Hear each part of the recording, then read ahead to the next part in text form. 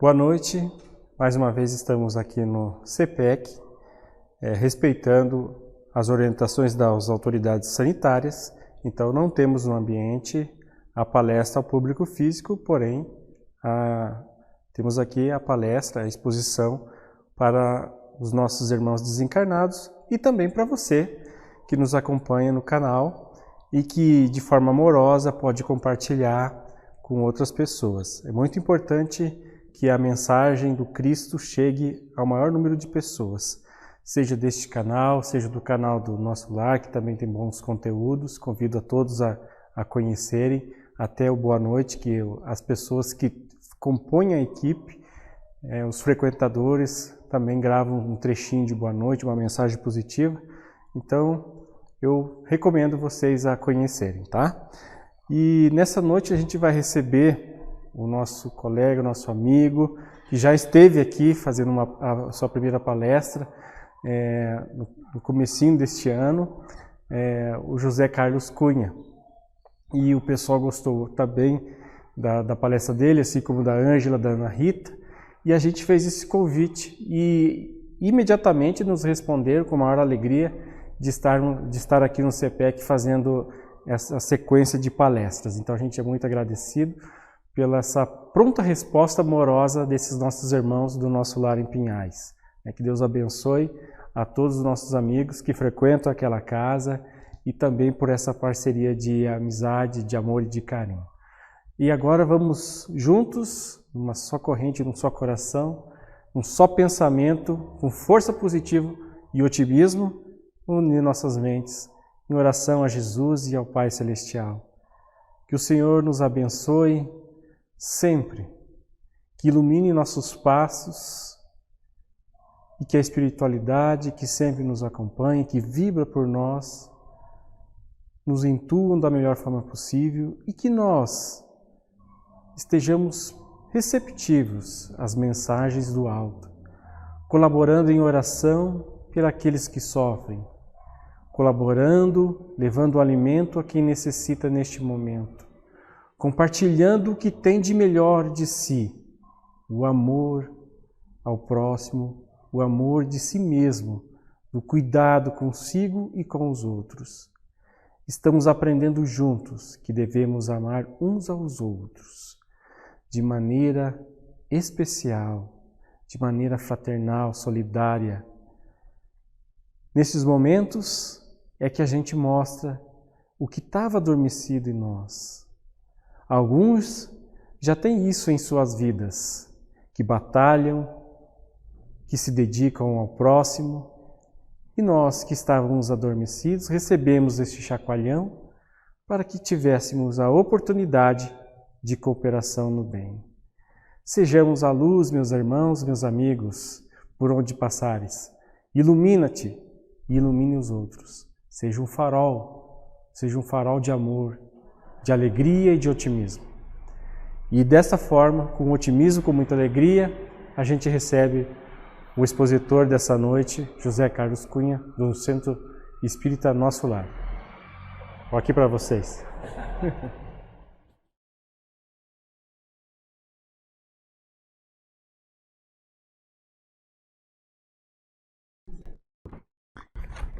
Uma boa noite a todas as nossas irmãs, a todos os nossos irmãos que têm os seus corações vinculados a essa casa de caridade, a essa casa de instrução, e agradecemos o convite carinhoso para a oportunidade de estarmos aqui hoje.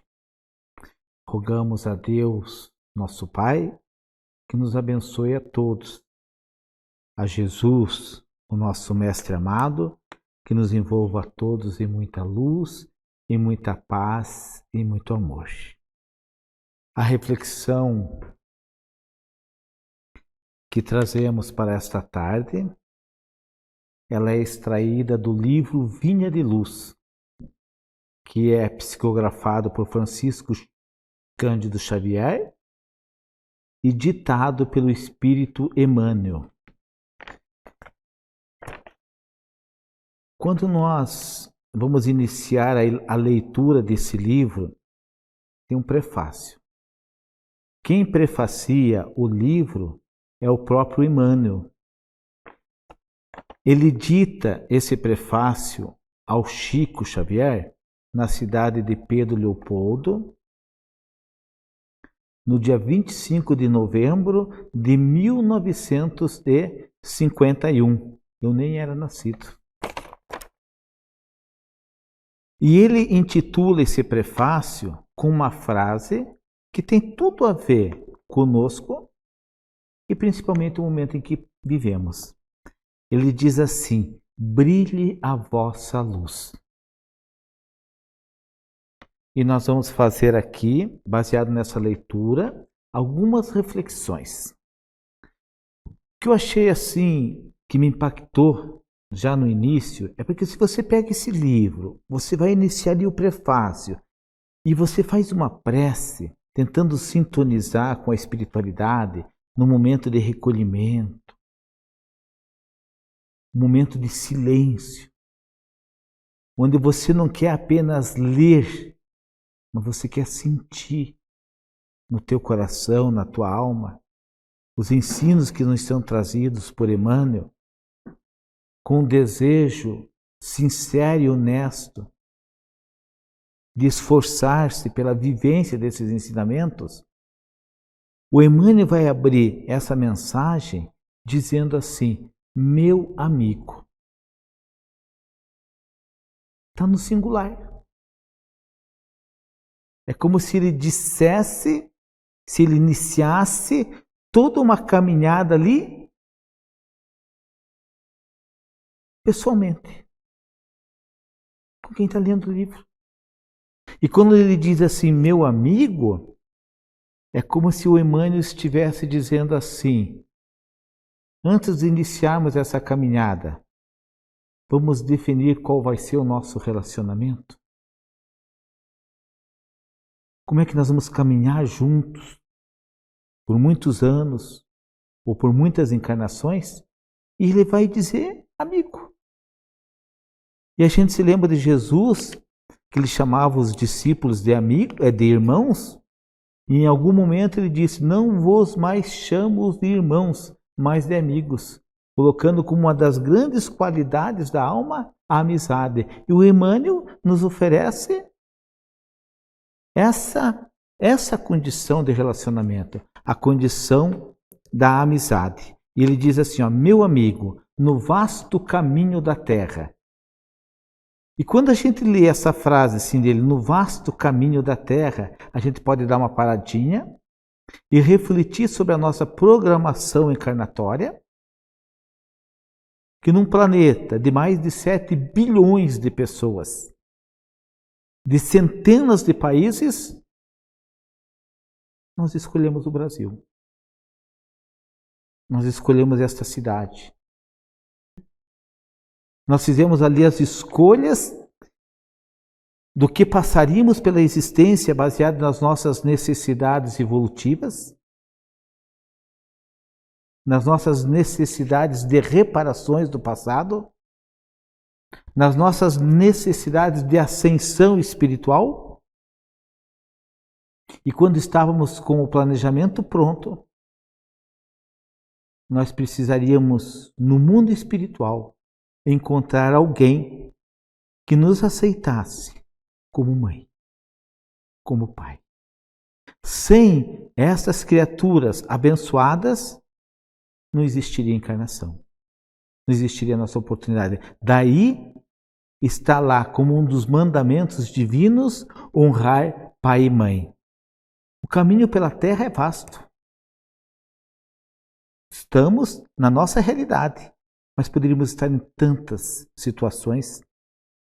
E aí ele diz assim, ó, cada criatura procurará o alimento espiritual que lhe corresponde à posição evolutiva. E ele fala cada criatura, porque quando o Allan Kardec ele vai compor o Livro dos Espíritos, os espíritos vão falar em seres orgânicos e inorgânicos. Definiram duas condições, existem os orgânicos e existem os inorgânicos. Kardec, para facilitar o nosso entendimento, ele ampliou isso para 4 categorias: mineral, vegetal, animal e hominal. Mas cada criatura, ela traz assim a essência, a potencialidade divina, e cada um cumpre o papel que lhe foi dado por Deus na criação. E ele vai dar alguns exemplinhos. E lógico, cada criatura dentro da sua posição evolutiva. A abelhinha vai voar de flor em flor para buscar lá o néctar da planta, mas exercendo o seu papel. Imagine hoje o que seria da humanidade se acabassem as abelhas. O abutre, que é uma ave para nós assim tão repugnante, exerce um papel sanitarista fantástico. Que ela se alimenta dos despojos. Ela exerce um papel fundamental na natureza. E aí o Emmanuel vai falar, então tá bom, se o alimento espiritual para a abelha é voar de flor em flor, para o abutre, encontrar os despojos de seres vivos, qual é a posição do homem? E ele diz assim, o homem busca emoções. Qual é a nossa condição evolutiva de hoje? Nós somos caçadores de emoções. Nós procuramos emoções. Mas mesmo no terreno das emoções, cada espírito exige tipos especiais. Então nós vivemos de emoções. Se ao final do dia nós revemos o nosso dia, as nossas últimas 24 horas, nós vamos poder perceber através desse exercício diário quais foram as emoções, quais foram os sentimentos que nós vivemos, quais os que nós não precisamos mais deles, quais os que nós temos que nos livrarmos e quais aqueles que nós já devemos cultivar e nos propor para no próximo dia fazer as alterações. Fazer o esforço para se despojar daquilo que não nos convém mais e nos comprometermos com aquilo que é bom e que é saudável. O Emmanuel, ele vai, para exemplificar essa lição, ele vai trazer aqui alguns exemplos de emoções que, ao invés de fazer brilhar a luz da criatura, ela apaga a luz da criatura. Então Emmanuel diz assim, há sofredores inveterados. Há pessoas que não aceitam viver sem a dor e sem o sofrimento. Há pessoas que não aceitam viver fora da miséria. Há pessoas que você pode fazer para ela, tratar a saúde dela, terminou o tratamento, ela procura outra doença. São inveteradas.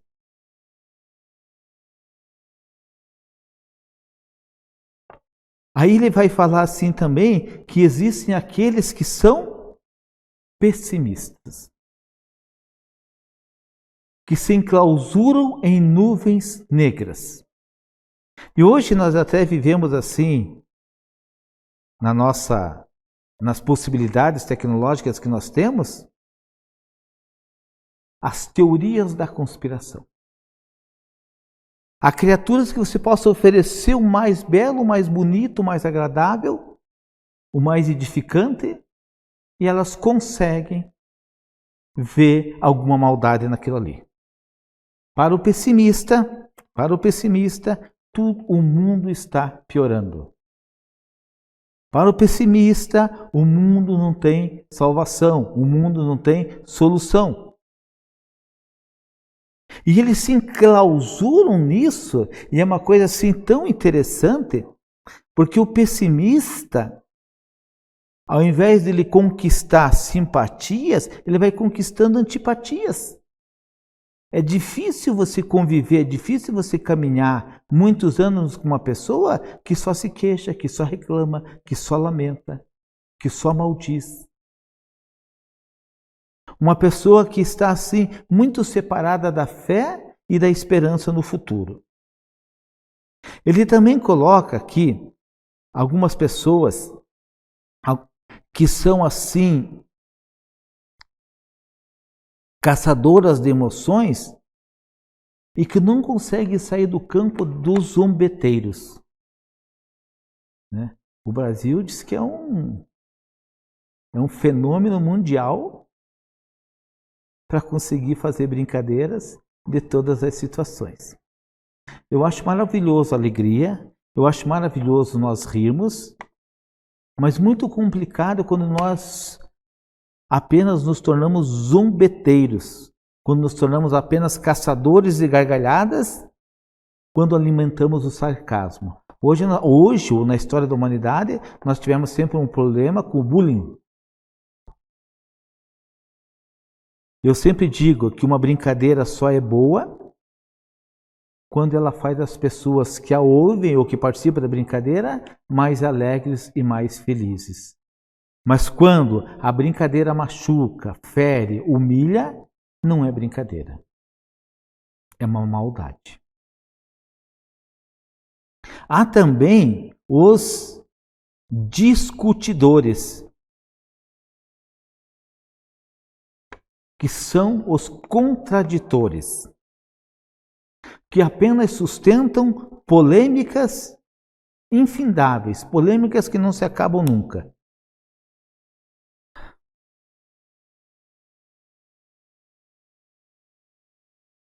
E esses, o Emmanuel define como temperamentos enfermiços que sorvem tóxicos intelectuais. Às vezes nós dizemos, né, que esses pensamentos, eles são como o veneno que você toma querendo que o outro morra. São tóxicos para quem os pratica.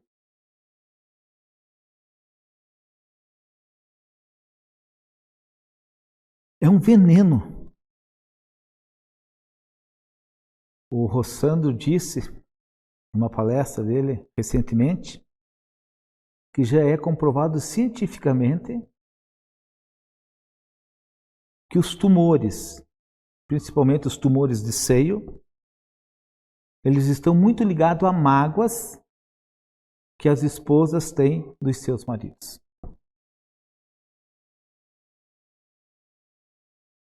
E aí a gente se pergunta, né? Até por uma questão de inteligência, para que ficar magoada? Não é melhor ser boazinha? Não é melhor a gente reconceituar situações, ou buscar dentro do diálogo, ou buscar dentro do entendimento as soluções, do que conservar esses venenos dentro de nós por muitos anos? E há aqueles no mundo que nutrem mesmo a tristeza. São aquelas criaturas que por onde passam, elas estão sempre diminuindo a alegria, diminuindo a paz. Se estão com idosos, maltratam, se estão com crianças, se aproveitam, se estão com mulheres, maltratam. Sempre buscam o prazer barato, são sempre revoltadas, estão sempre em conflitos, sempre no campo das aflições e das mentiras. Então ele apresenta essa primeira parte para a gente ter uma ideia do que é caminhar sem a luz. Mas aí é lógico, né? Agora vem a segunda parte da instrução, em que ele vai dizer assim, ó, os discípulos de Jesus. O que é discípulo? Discípulo é aprendiz. Então, aqueles que são aprendizes de Jesus, aquele que já está entediado dessas substâncias inferiores, que já se cansou dessas experiências transitórias, que já descobriu que a sobriedade é algo maravilhoso.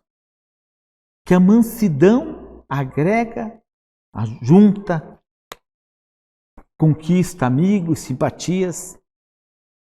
Aquele que já percebeu, que já consegue compreender que Cristo existe e que as suas mensagens, elas são transformadoras. Aquele que começa assim a se entregar ao Cristo. Ele começa a fazer um pedido a Jesus. Ele pede a luz da sabedoria.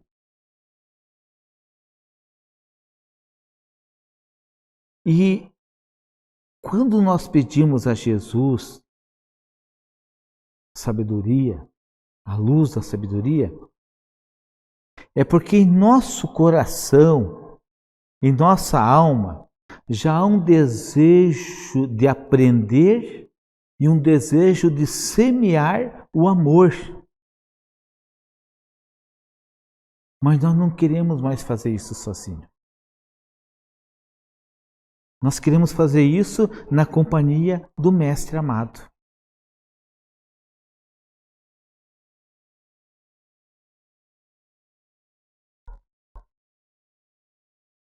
Então, todo esse livro, A Vinha de Luz, do Emmanuel, a gente vai perceber ali, em cada página, que ali existe um convite ao trabalho santificante. E aí a gente pergunta, o que é trabalho santificante? Trabalho santificante é quando nós botamos amor no que fazemos e compreendemos que aquela é a tarefa que Deus nos deu. Talvez as criaturas mais referenciadas no planeta que exercem essa condição com maestria são as mães quando amamentam, quando banham seus filhos, quando botam eles para dormir, quando os educam. É santificante, porque é tempo integral.